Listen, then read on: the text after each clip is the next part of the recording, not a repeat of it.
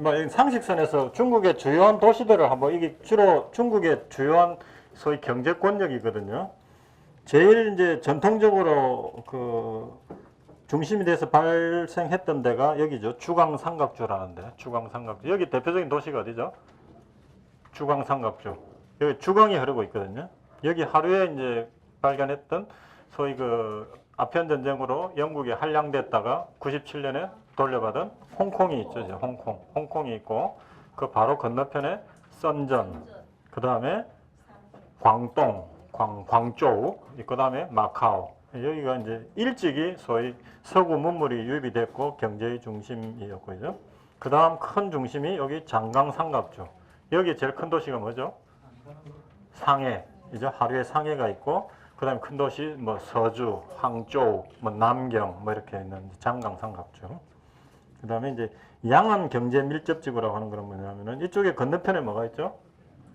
대만이 있지 않습니까? 타이베이. 타이베이가 일찍 자본주의를 받아들였기 때문에 여기하고 경제가 좀 밀접하게 하면서 여기서 받아들이는 도시들이 생겨났죠. 그게 샤먼이나 복주, 푸저우라고 하는데 그런데 이제 크고. 그래서 이제 그 누구지 그 중국의 경제 발전을 할 때 처음에 그림을 그린 사람이 누구예요? 흥묘백묘론. 예, 등소평. 흥묘백묘를 했던 등소평. 등소평의 전략이 뭐였냐면은 물론 이제 우리가 나중에 근대에서 보게 되면은 이제 중국이 서구 열강의 침탈을 받으면서 이쪽을 소위 조차지로서 자기 나라 땅인데 내 나라 법이 적용되지 않고 너무 나라의 법이 적용될 수 있도록 허용해 준 때를 우리가 조차지라고 하지 않습니까? 조계지. 그 됐던 데가 이제 주로 상해, 아까 말했던 이 도시, 광저우 이런 데였거든요. 그러다 보니까 여기가 기본적으로 경제가 발전이 돼 있었던 거죠. 그래서 등소평이 우리가 뒤늦게 자본주의를 하면서 우리가 따라잡아야 되겠는데 흥묘백묘론 국가가 잘 사는데 검은 고양이 뭐 흰 고양이 뭔 소용이냐 귀 잘 잡으면 최고지 하면서 경제 정책을 할 때 내세웠던 게 소위 잘 사는 연안을 제일 먼저 잘 살게 먼저 만들자. 그러고 나서 여기서 잘 살게 된 걸 가지고 점점 서쪽으로 들어가자. 이렇게 이제 경제 정책 발전을 정한 거죠. 그래서 주광삼각주 이쪽, 장강 이쪽은 바레마는 이제 여기에 주요 도시는 여기에 이제 북경이 있지 않습니까? 그죠? 북경 그 끝에 있는 게 천진, 뭐 대련, 청도 뭐 이렇게 하는데 산동반도 있는 이쪽. 그래서 이쪽이 기본적으로 이제 경제의 중심지 역할을 하면서 최근에 이제 서부 대개발로 이렇게 하지 않습니까? 그죠? 서부 대개발로 가면서 거점 도시로 삼았던 게 여기는 없지만 이제 아까 말했던 장강의 중류 지역에 있는 큰 도시 중에 인구가 제일 많은 도시. 우리나라 임시정부가 있었던 도시. 중경. 상해에서 나중에 항저우를 거쳐서 중경으로 가게 됩니다. 그래서 중경, 충칭이라고 하는데 그 인구가 무려 2천만이 넘는 큰 도시에 있어요. 거기하고 그 안에 좀 더 들어가면은 총나라의 수도였던 성도, 청두라고 하는 서부 개발의 그 사천성의 성도입니다. 성도라고 하는 청두, 거기로 개발하고요. 북경에서 이제 더 옆으로 가서 이제 시안, 뭐 이쪽 신장 위구르지. 이쪽에 이제 사람들은 별로 안 살지만 뭐가 많아요? 자원이 무지하게 많거든요. 근데 이제 이쪽은 소위 신장 위구르죠. 이쪽은 티베트. 계속 그쪽에서 독립을 하려고 하잖아요. 그러니까 이제 중국 입장에서는 이쪽 내몽고, 신장 위구르, 티베트. 너머의 나라에서 나중에 청나라 때 복속을 시킨 땅인데 이쪽에 있는 소수민족들은 독립을 하려고 하는데 이쪽에서 절대 양보할 수 없는 게 여기에 엄청난 자원들이 있으니까. 그래서 서부 대개발을 하면서 한족들을 이주를 시키면서 자기 나라화 하려고 하는 그런 것들을 하고 있는 거죠. 그래서 중국으로 되어 있습니다. 그 다음에 이제 이쪽이 소위 동북 삼성이라고 그래가지고 이제 만주 지역. 여기도 이제 자원이 무지하게 많죠. 이제 우리 조선족들은 이제 이쪽 우리나라가 접경지대 이쪽에 많이 있죠. 그래서 이쪽은 이제 동북 지역이라고 해요. 좀 만주 지역 이렇게 되어 있습니다. 시작하기 전에 중국 거 이야기 잠깐 했고요. 자, 이번 시간에는 일본을 잠깐 보도록 하겠습니다. 일본. 자, 이 사람이 이제 그 일본의 거의 일본에서 이제 정치적으로 최고의 그 윗자리가 누구죠? 천황, 텐노라고 하죠. 천황, 천황, 그죠? 천황. 근데 천황은 지금 뭐 영국의 그 왕처럼 어떤 정치적인 그 권한은 없죠, 이제. 일종의 상징적인 어떤 상징 권력입니다. 상징 권력. 근데 이제 우리가 일본을 생각할 때 우리가 조금 생각을 해봤으면 좋겠는 게 일본은 기본적으로 만들어진 섬나라지 않습니까? 섬나라.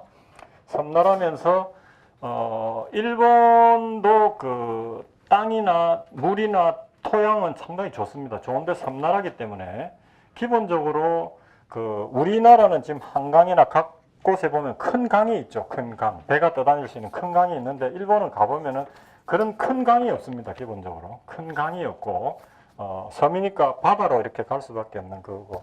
근데 이제 기본적으로 일본이란 나라 형태를 보면은 다 나왔네요. 제일 위쪽에 있는 섬이 홋카이도, 북해도, 그 다음에 이 혼슈, 그 다음에 시코쿠, 규슈, 요 밑에 오키나와 이렇게 돼 있죠. 이렇게. 스시마는 요 부산 건너편에 한 요 정도쯤 있고요. 요 정도쯤 있겠구나. 기본적으로 섬이기 때문에 기본적으로 사람들의 왕래가 그렇게 원활할 수가 없다. 큰 강이었기 때문에. 그죠? 그래서 기본적으로 우리 이때까지 우리 한국사나 중국사 이런 걸 보면은 기본적으로 중앙 집권을 이루려고 하는 항상 노력이 있죠. 왕을 중심으로 해서 하려고 하는데 일본은 기본적으로 어떤 중앙 집권적인 그 통치 체제를 만들기가 상당히 어려운 그런 구조를, 지형적인 구조를 가지고 있고, 또 그러나 우리나라는 중국이라고 하는 큰 중심 옆에 붙어 있기 때문에 항상 그 중국이라고 하는 것의 움직임에 우리가 영향을 받을 수밖에 없잖아요. 우리가 한중일 역사를 볼 때 우리가 그나마 국력이 성하고 뭔가를 자율적으로 해볼 수 있을 때는 언제였습니까? 중국이 막 이렇게 분열되고 힘이 분산되고 그 유목민족이 들어왔거나 이랬을 때. 근데 중국이라는 나라에 이제 그런 것들이 통일이 되면서 진나라, 한나라, 수당 이런 큰 나라가 들어왔을 때는 항상 그 권력이 우리 한반도 쪽에도 미쳤어요. 이제. 영향을 미쳤어. 그런 것들이 있는데 일본은 기본적으로 바다로서 떨어져 있는 섬나라이기 때문에 그로부터 우리보다는 상당히 자유로웠다는 거죠. 그래서 이제 일본의 문화를 이야기할 때 항상 무언가를 들여오되 자기 것으로 소화를 해갖고 변화시키는데 천재적인 민족이라고 그러지 않습니까? 그래서 항상 뭔가를 받아들이되 자기화해가지고 만들어내는 어떤 그런 나라였다. 그런 어떤 기본적인 일본의 어떤 속성을 우리가 좀 알고 일본을 좀 보도록 했습니다. 했지만 이게 이걸 다 자세하게 하려면 사실 일본 역사만 해도 뭐 따로 시간을 내서 해야 되는데 제가 최대한 단순화시켜서 설명을 드릴 테니까 한번 따라가 봅시다. 그러니까 정치 체제 중심으로 할 테니까.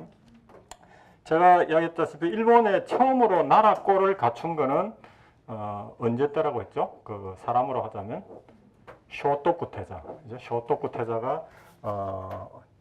태자가 스승이 우리나라 백제 사람이었죠. 이제 무슨 태자였죠? 아자태자. 백제에서는 아자태자가 그 쇼토쿠 태자의 스승이었고, 그때는 우리가 보면은 거의 기본적인 문물이나 문화, 문명 이런 것들이 우리나라를 통해서 넘어갔다고 저는 생각을 하고, 뭐 거의 맞다고 생각해요. 저는 뭐 그 국수주의적으로 봐서가 아니라. 그래서 초기에는 주로 일본으로 많이 넘어갔던 도로인들이 제가 볼 때는 남쪽에 가야, 신라 이런 쪽에서 많이 갔고요. 그 다음에 고구려에서도 갔고, 그 다음에 소수리망 때 1차적으로 백제인이 저는 많이 건너갔다고 봅니다. 그 사람들이 이제 1차적으로 넘어갔던 사람이라고 본다면은 2차적으로 많이 넘어간 거는 언제? 백제가 망하면서. 그러면서 이제 일본이 저는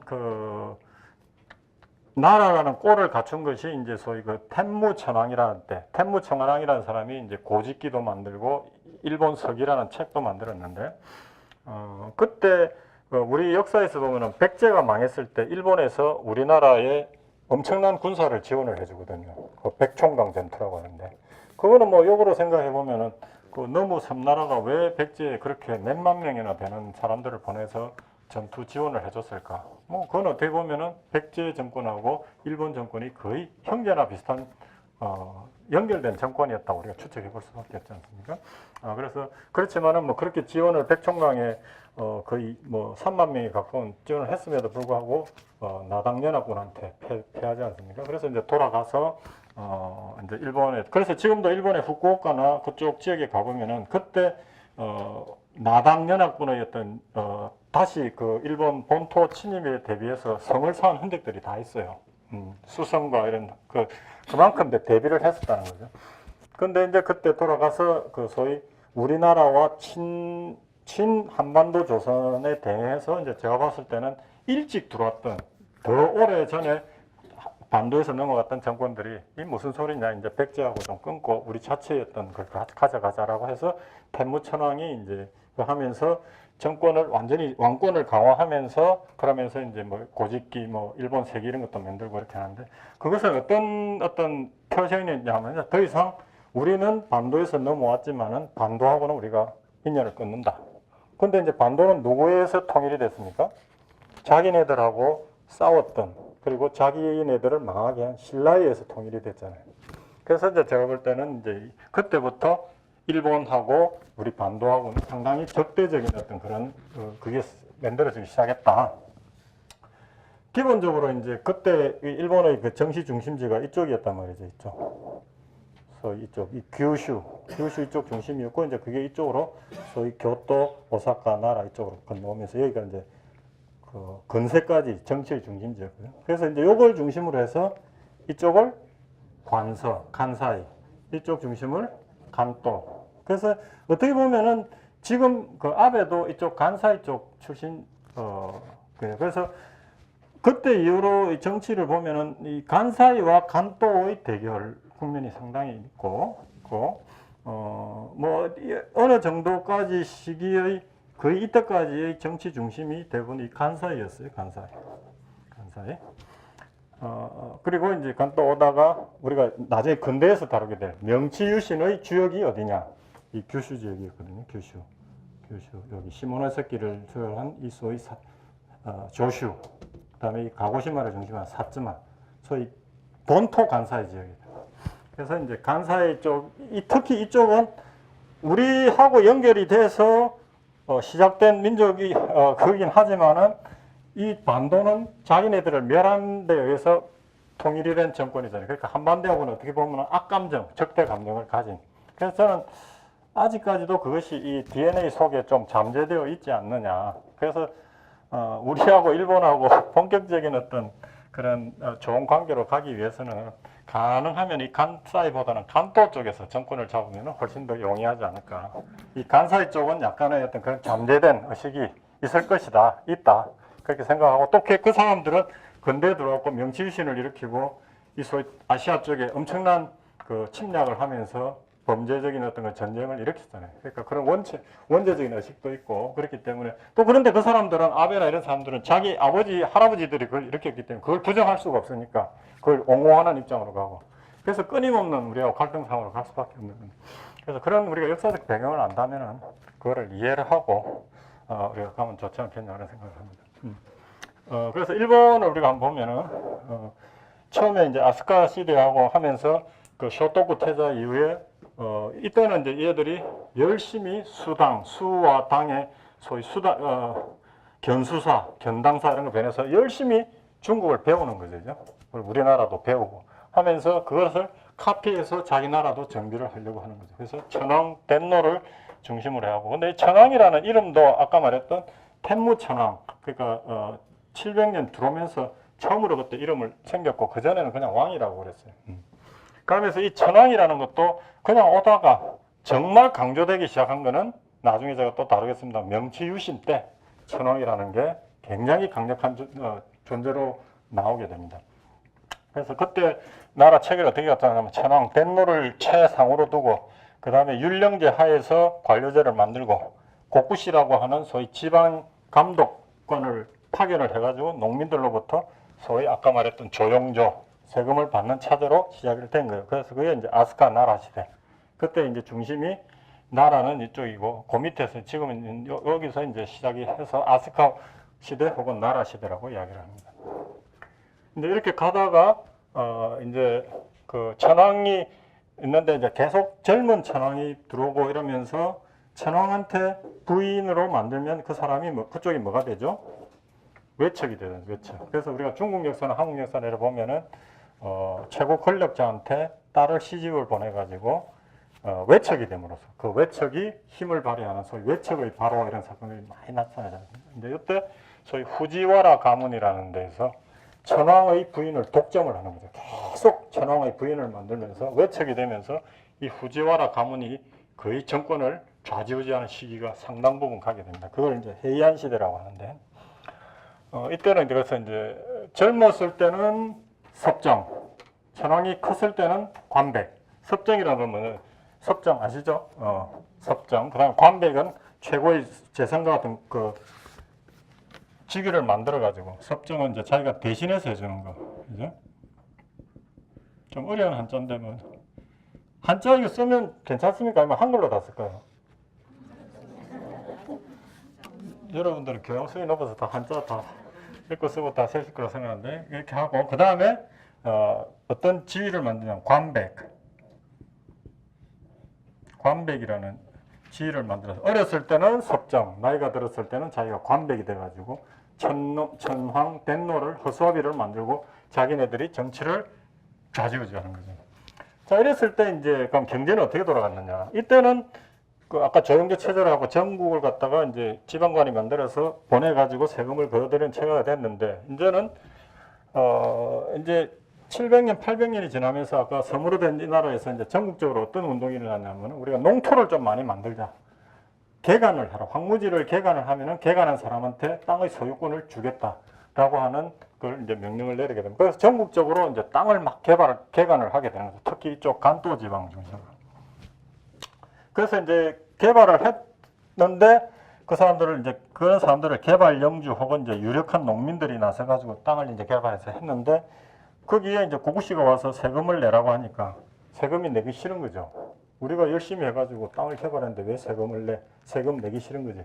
근데 중앙에는 이 후지와라라고 하는 이 가문이 강력한 권한을 행사하고 있고, 그러니까 얘들이 머리를 써가지고 어떻게 하냐면은 이 땅을 갖다가 이 소위 황족 귀족들한테 갖다 바치는 거예요. 제가 땅을 갖다 바칠 테니까 저를 좀 보호해 주십시오.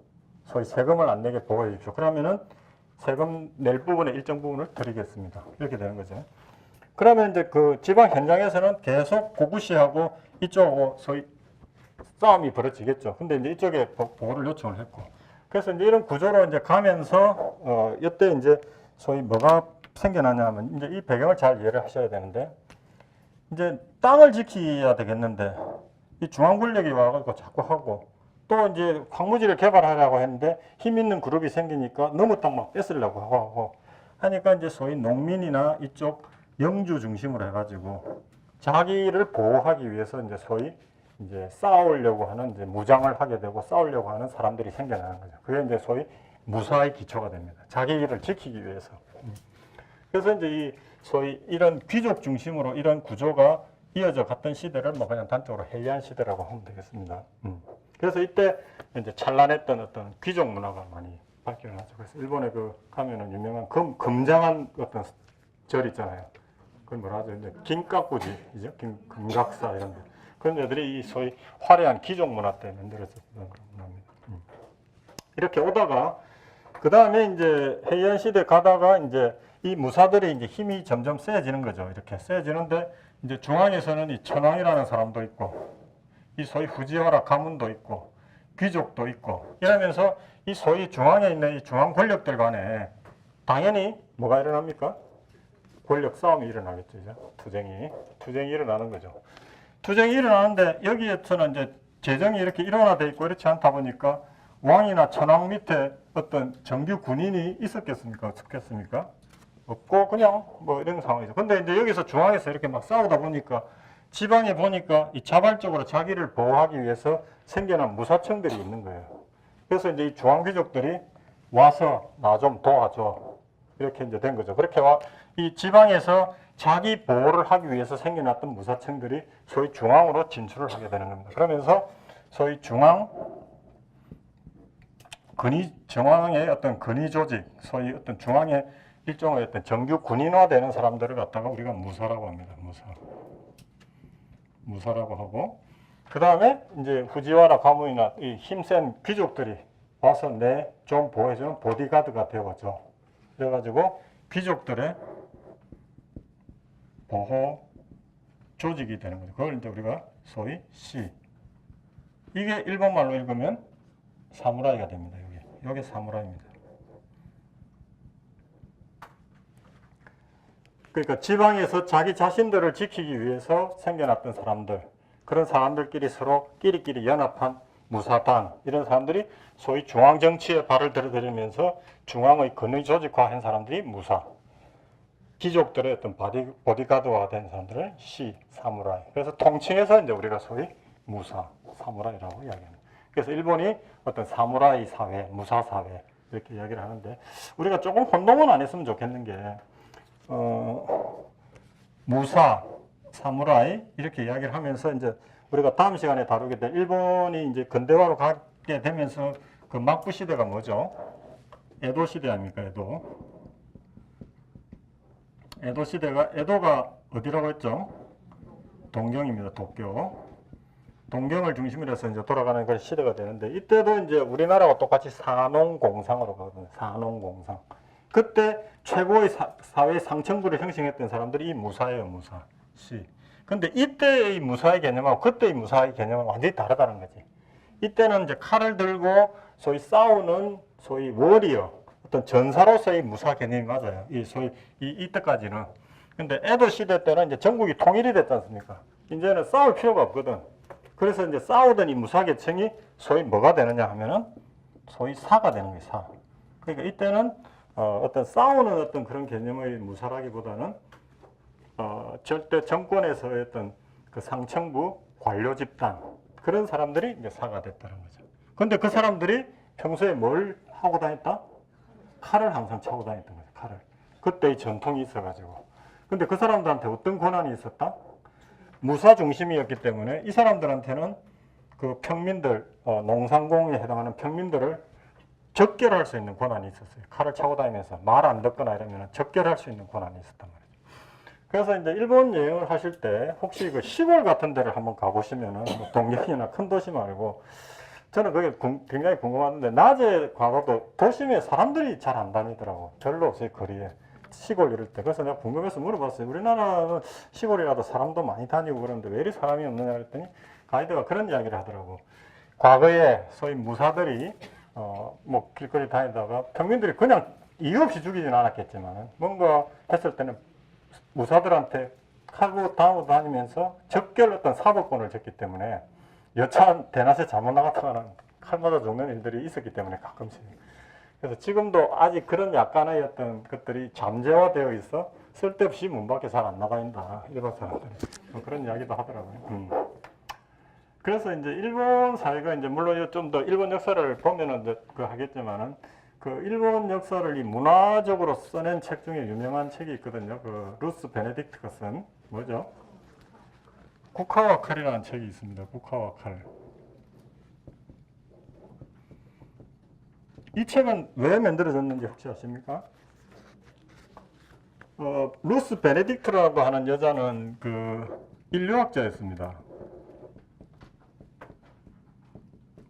인류학자였는데 제가 볼 때는 거의 천재에 가까운 여자인 것 같아요. 일본이라는 사회를 한 번도 안 가보고 미국 본토에서 이 책을 썼거든요. 그걸 이제 미국에 있는 이민와 있는 일본 한 3,000명을 인터뷰하고 이야기하고 방문해서 자기가 그 파악한 일본 문화에 대한 책을 썼다고 그러는데, 왜 썼느냐 하면은 이제 2차 대전 말기에 이제 미국이 일본을 이길 것 같거든요, 이제. 그러면은 이제 그 나라에 가서 그 나라를 통치를 해야 되지 않습니까? 통치를 하려면 그 나라를 알아야 되잖아요. 그래서 국가에서 이분한테 프로젝트를 준 거예요. 도대체 일본이라는 나라가 어떤 나라인지 한번 연구를 해서 우리가 앞으로 장차 일본을 통치를 해야 되는데 좀 해봐라 해서 나온 책인데, 이제 이 주제로 하나 보면 일본이라는 사회는 이 양극단적인 게 동시에 존재하면서 어떤 순간은 이런 것들이 나오고 어떤 순간은 이렇다는 거죠. 국화라는 게 뭡니까? 굉장히 아름다운 섬세한 우아한 어떤 그런 멋.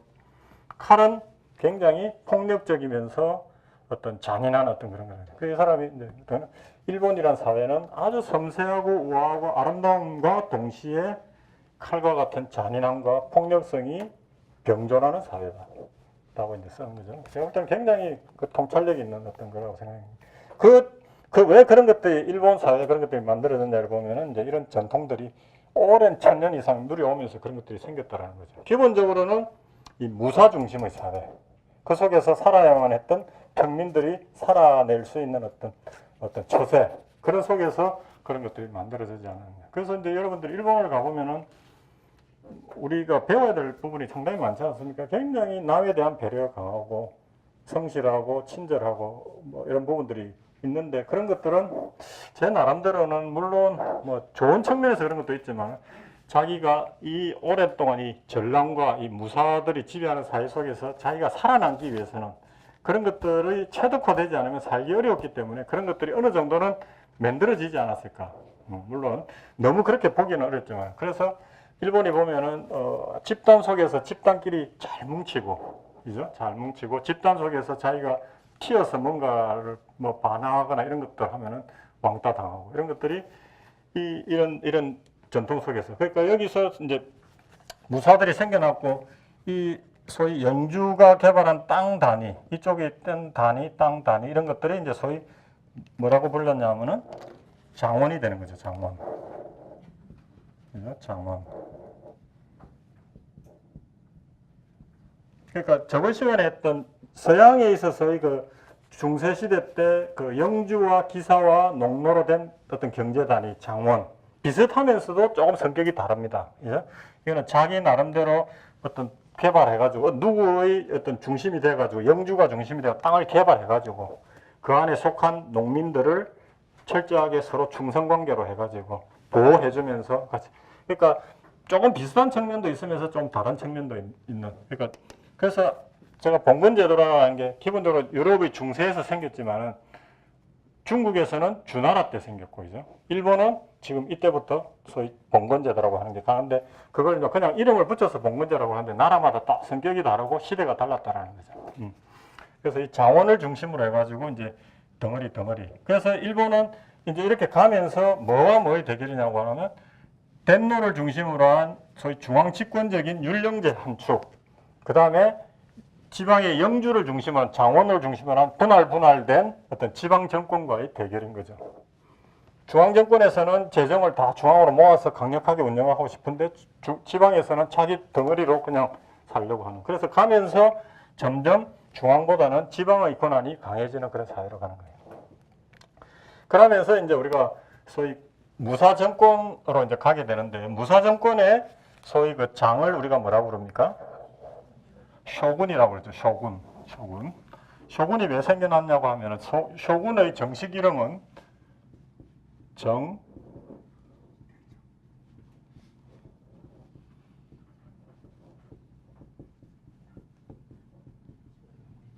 정의대장군. 뜻이 뭡니까? 정자는 이제 정벌할 정자, 오랑캐 이자. 이거는 왜 나왔냐 하면은 이제 초기 이쪽 귀족 해이한 시대 때 주로 이쪽에서 이제 발전이 되면서 이쪽 소위 여기는 안 나왔는데 요가 동경이지 않습니까? 동경, 에도 요 이쪽 부분 후쿠시마에 있었던데 여기 가면 센다이 뭐 여기로 가면은 이제 홋카이도에 있는 이쪽은 상당히 개발이 안 됐거든요. 상대적으로 여기에 비해서. 그러다 보니까 이쪽 입장에서 보면은 약간 이민족들이 주로 사는 미개척지였던 거예요. 그러면서 반란도 심하고 그러면서 이제 이쪽 정부에서 그 무사단 중에서 싸움 잘하는 사람 누군가를 정의대장군으로 임명을 해가지고 정의대장군 이쪽을 좀 정벌을 하면서 안정을 시켜라 라고 이제 군사 지도자를 갖다가 정의대장군으로 지명을 한 거예요. 그래서 군사적인 지도자의 이름이 이제 정의대장군인데 그 중에서 장군만 남아가지고 쇼군이 된 겁니다. 쇼군. 그래서 이제 무사단이 이렇게 가면서 이제 어떤 구조로 바뀌었냐면은 자, 여기 또 오면서 천황이 이제 한번 다시 덴노가 정권을 다시 가져와요. 가지고 오면서 이제 하면서 자기가 소위 상왕이 되면서 어린 천황을 밑에 두면서 상왕을 중심으로 해서 정치를 막 다루기도 하거든요. 그러면서 이제 상왕하고 천황하고 막 싸우기도 하고 그 밑에 이제 중앙 귀족이 있으면서 이 무사단들이 이쪽 중앙으로 진출해가지고 이제 그 정권 다툼에 막 싸움을 하게 되고 이런 구조가 되면서 이제 이 사람들이 뒷전으로 물러나면서 소위 무사단들이 정권의 핵심이 되는 시대가 이제 소위 막부 시대가 되는 거예요. 그래서 처음으로 생겼던 데가 가마쿠라 막부. 왜 막부 시대라고 하냐면은 전쟁이 일어났을 때 군사들이 이렇게 모여서 전투를 하지 않습니까? 전투를 하는데 그 전투를 하려면은 그 대장들이 모여서 의논을 막 하잖아요. 전략 회의도 하고. 그랬을 때 이 장군이 있는 그 텐트를 소위 막부라고 했던 겁니다. 막부.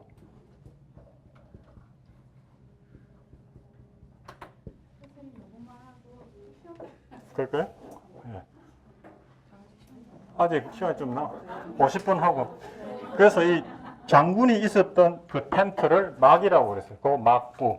그래서 그 막부가 이제 이때 이 쇼군과 그 다음에 관료 이런 구조로 가면서 소위 그 장군을 중심으로 한 관료 집단이 그 자기의 근거지를 어디로 정했냐면은 지금 여기로 보면은 이 동경이 여기 있으면 동경에서 한 차로 한 1시간 정도 내려가면 여기 가마쿠라라는 데가 있어요. 거기에 소위 막부를 정했던 거죠. 막부.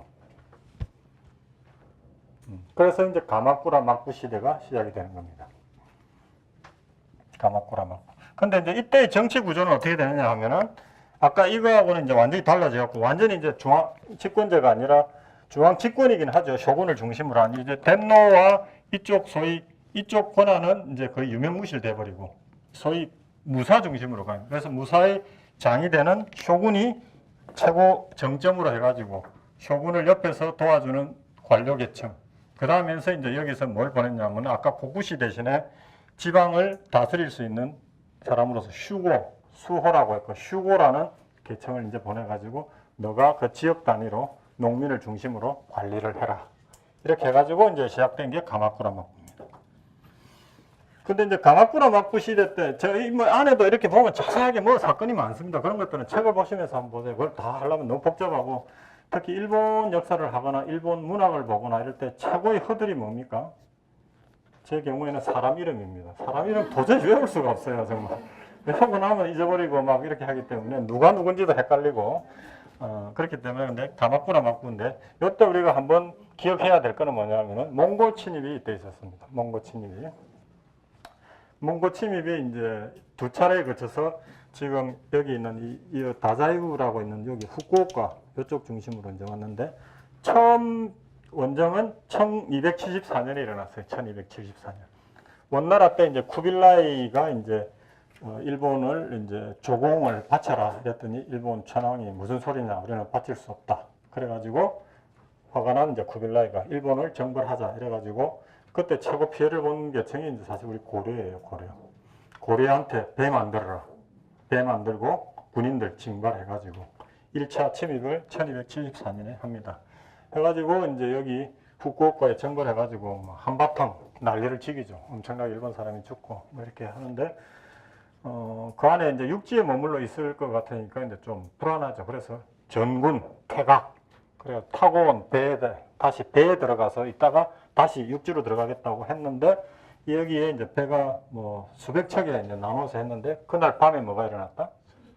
태풍이 일어나가지고 그 배들이 완전히 막 쑥대밭이 돼버린 거죠.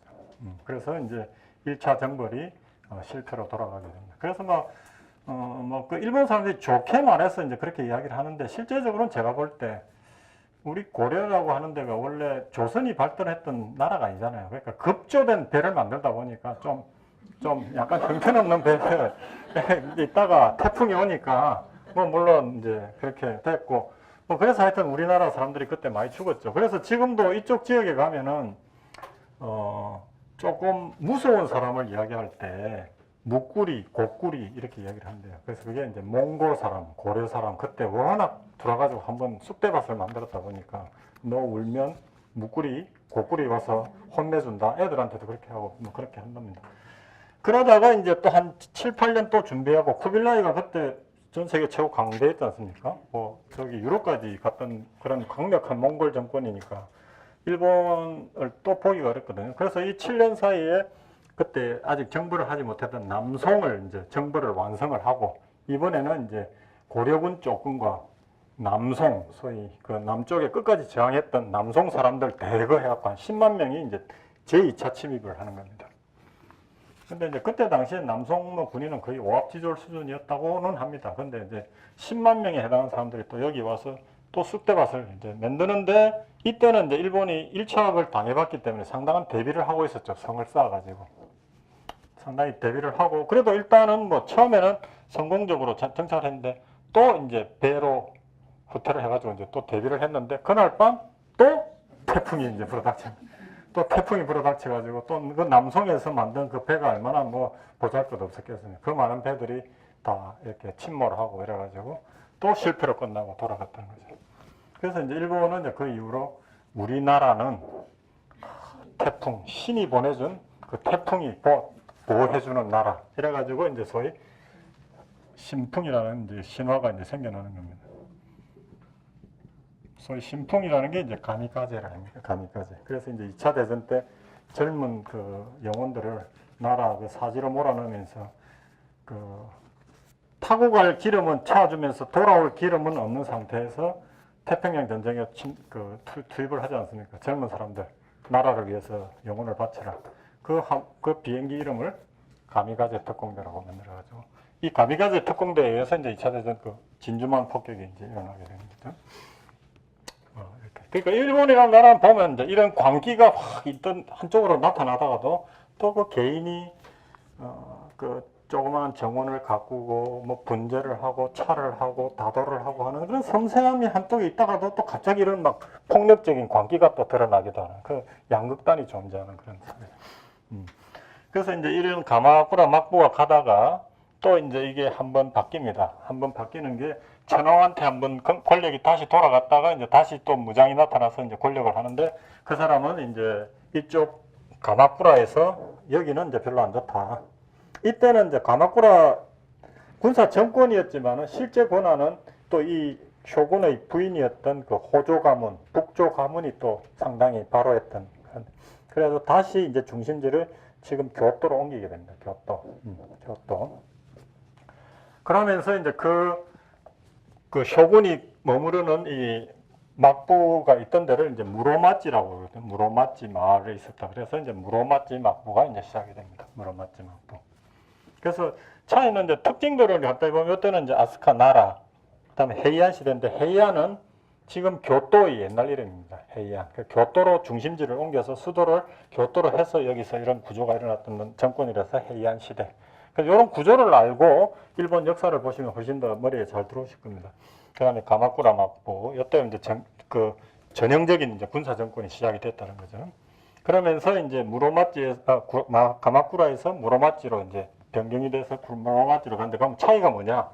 이때 슈고가 갔다고 했는데 이때는 이제 슈고 다이묘라고 해가지고 슈고 다이묘 해가지고 이때 해보니까 이제 그 가마쿠라 막부가 왜 망했냐면은 이 군사 정권은 기본적으로 어떠냐면은 군사 정권의 쇼군을 중심으로 해서 싸움에 참여를 하면은 이기지 않습니까? 이기면은 뭐가 생깁니까? 땅이 생기잖아요. 그럼 땅을 갖다가 이제 소위 그 전투에 참여해서 공격을 한 그 군인들한테 땅을 나눠주는 거거든요. 그죠? 그렇게 해서 이제 돌아가는 사회인데 소위 몽고 침입은 싸워가지고 땅이 생겼습니까? 전혀 안 생겼죠. 이거는 방어적인 전쟁이었기 때문에 엄청난 이 소위 쇼군 밑에 무사들이 이 소위 몽고 침입에 대해서 자기 돈으로 준비해가지고 빚내가지고 준비했고 방어 전쟁에 참여해갖고 이겼지만은 엄청난 돈을 쓴 거죠. 썼는데 땅이 있습니까? 땅이 하나도 없고 나눠줄 게 아무것도 없는 거예요. 그러다 보니까 밑에 무사들이 이 소위 막부에 대해서 불만을 가지고 이러면서 흩어지고 하면서 가마쿠라 막부가 망했거든요. 그죠? 망했단 말이죠. 나눠줄 그 소위 전리품이 없어가지고 불만에 의해서. 그러면서 막부로 갔는데 그러다 보니까 이제 정권을 잡은 쇼군이 생각해 봤을 때 이 지방 정권을 좀 더 효율적으로 관리를 하기 위해서는 이 슈고한테 더 많은 권한을 줘야 되겠구나. 그래서 이제 슈고 다이묘라는 사람들한테 소위 경찰권, 사법권, 뭐 그다음에 세금 거둘 수 있는 권리, 포괄적으로 다 주는 거예요. 그 대신 네가 세금을 거둔 것 중에 반 정도는 중앙으로 보내라. 그걸 이제 반재령이라고 하는데, 그러면서 포괄적인 권한을 주면서 그렇게 갔는데, 그렇게 이제 지탱이 되는데, 그게 이제 악이 된 거죠. 그럼 이 슈고 다이묘라고 하는 사람들은 지방의 왕인 거예요. 왕. 그죠? 지방의 왕. 그러면서 이제 소위 중앙의 권력이 약화되면서 이 사람들이 이제 더욱더 강해지면서 또 옆에 있는 지역을 막 침범하고 이렇게 하면서 세력이 강해지면서 어느 시대로 들어가게 된다? 소위 전국시대로 들어가게 됩니다. 전국시대. 여러분들 그 유명한 그 일본 소설 아시는 거 있죠? 대망. 대망이 이제 이 전국 시대부터 쭉 그 쓰여진 책 아닙니까, 그죠? 대망. 그래서 이제 이런 나름대로 어떤 그 어찌됐든 간에 뭐 지방 분권이긴 하지만은 중앙이라고 하는 어떤 정권이 있는 세대. 이제 이렇게 오다가 소위 가마쿠라의 중심이 있는 군사정권, 무로마치에 있는 중심이 있는 정권이다가 이제 이런 것들이 없어지고 완전히 그 소위 슈고 다이묘, 군용들이 할거하는 이제 전국 시대로 들어가게 된 겁니다. 그래서 이제 전국 시대는 여러분들이 이야기를 많이 들어보셨을 거예요. 뭐 드라마에도 많이 나오고, 뭐 재밌는 이야기로도 많이 나오고 그랬으니까. 자, 전국 시대에 이제 소위 유명한 이제 세 명의 그 영웅들이죠. 오다 노부나가, 그 다음에 도요토미 히데요시, 그 다음에 도쿠가와 이에야스. 예?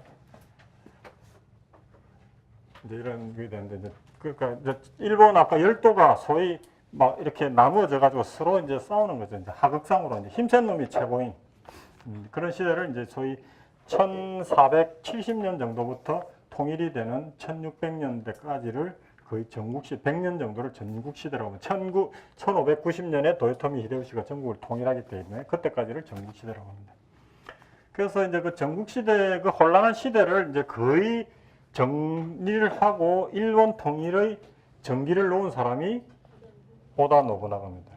오다 노부나가. 거의 천재형 인물을 좀 정의를 하자면은 오다 노부나가는 천재형 전략가, 창조적 기획가.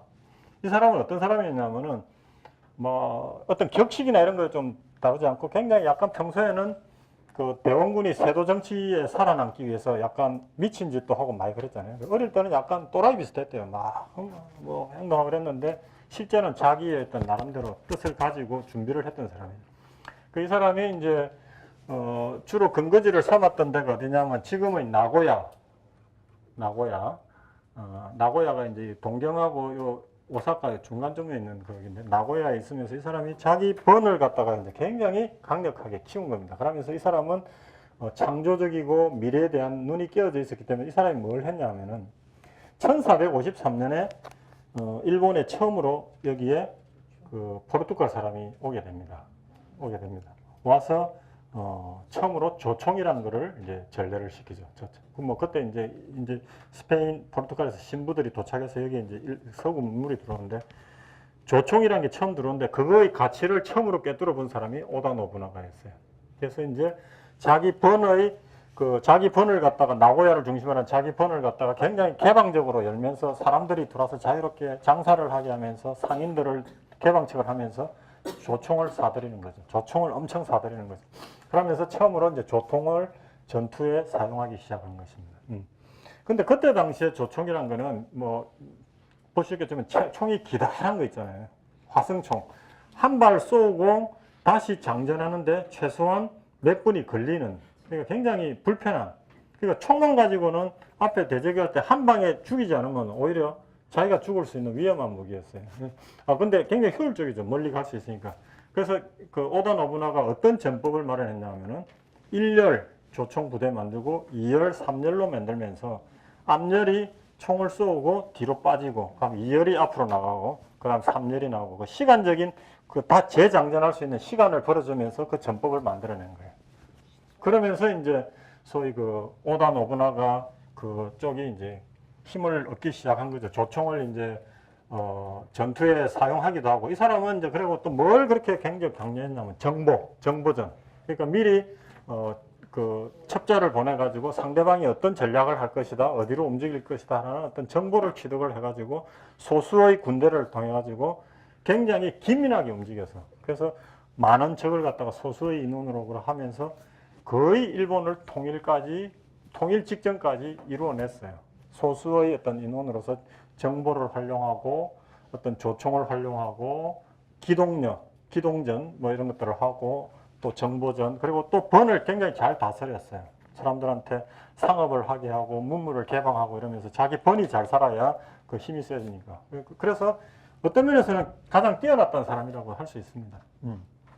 근데 이 사람이 이제 통일을 목전에 둔 상황에서 그 본능사, 혼노지라고 하는 데서 아스키 마츠이데라고 하는 자기 신복한테 살해를 당합니다. 그 친구가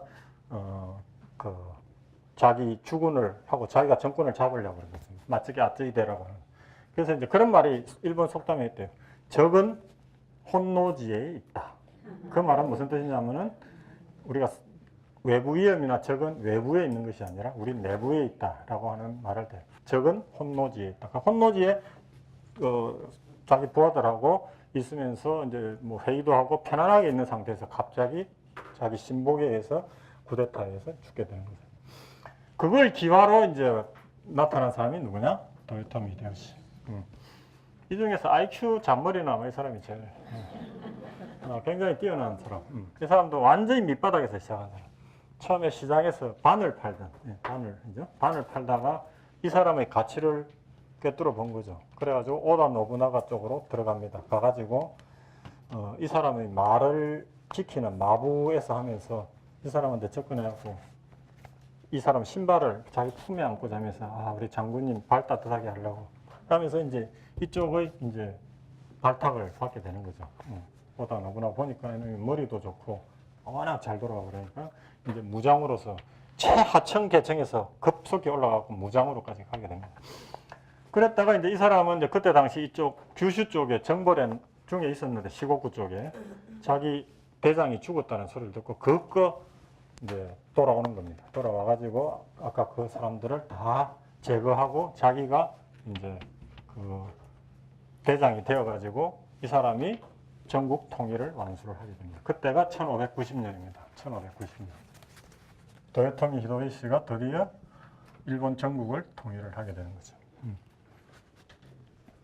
그러니까 전략가, 창의적이고 기획적인데 이 사람은 이제 그 순간순간 포착을 해가지고 잘 움직이는 게 긴밀하게 움직이면서 잔머리의 대가.